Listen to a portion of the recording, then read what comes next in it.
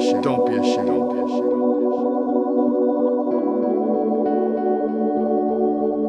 Romans 1:16 says that I am not ashamed of the gospel, because it is the power of God for the salvation of everyone who believes, first for the Jew, then for the Gentile. Our enemy is not fear. Our enemy is shame. Shame is a different kind of fear. The basis of shame is fear of what others think of you. I need you to know that I love you. Fear is like a boldness helps us to go through. Go ahead and come. If there is no fear, then there is no need for boldness. Shame paralyzes right across the Don't be ashamed. What does not being ashamed mean? First of all, it does not mean that you are not going to be afraid.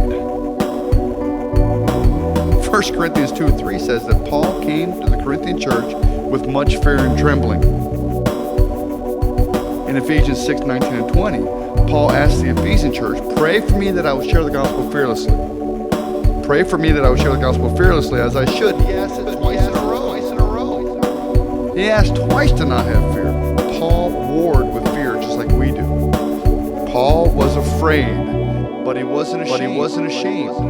Let me explain the difference between the two. The Greek word for fear is phobos.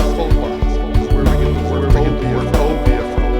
Fear is like a barrier, and boldness helps you go through fear.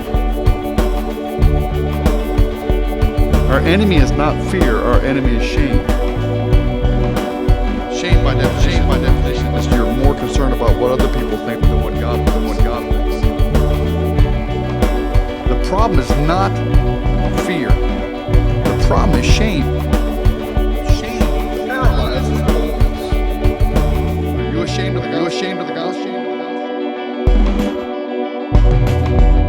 The gospel is the power of God, and Paul is not ashamed of it.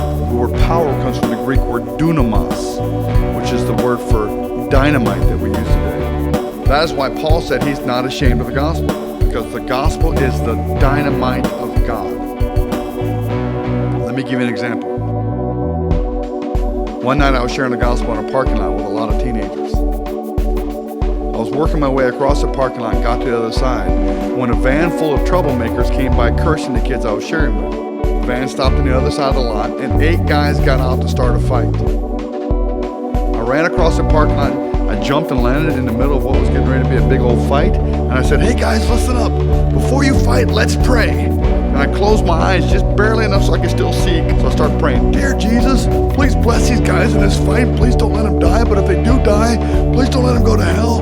I prayed they get saved. I prayed they know you personally, and I started preaching the gospel while I was praying.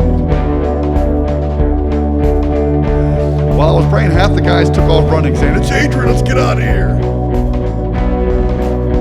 The other half from the van started circling around me. The leader of the gang started bumping me and said that he was not afraid of me. He said that he was willing to go back to prison and he was going to cut me. Took a knife out of his back pocket and stuck it to my gut. So what do you say to a person who's got a knife stuck to your belly, who's not afraid to go back to prison? I don't know. All I know is this: the Lord will give you things to say when you're sharing your faith. So I just said to him, go ahead and come. I mean, I love you. I need you to know that I love you. Jesus died for me. Why can't I die for you? The only way you'll know how much I love you is if you cut me. That's the only way you know is if you cut me. So cut me. And I started leaning on the knife. The guy put the knife on and said, you're weird. I said, well, don't you want to give me a hug? And he reached up while all of his buddies had their mouths gaping open. He reached up and gave me this big hug and whispered in my ear, nobody's ever hugged me. It was kind of fun that night when he and 3 of his buddies were giving their lives to Christ. Are you ashamed of the gospel? You will never know. You will never know how great sharing the gospel is until you start sharing the gospel. You're never going to know how great it is. I mean, it is a rush. That's why I don't like shame. Shame keeps me from the joy, the rush of Christ. Don't be ashamed. Don't be ashamed of the gospel. It is the power of God.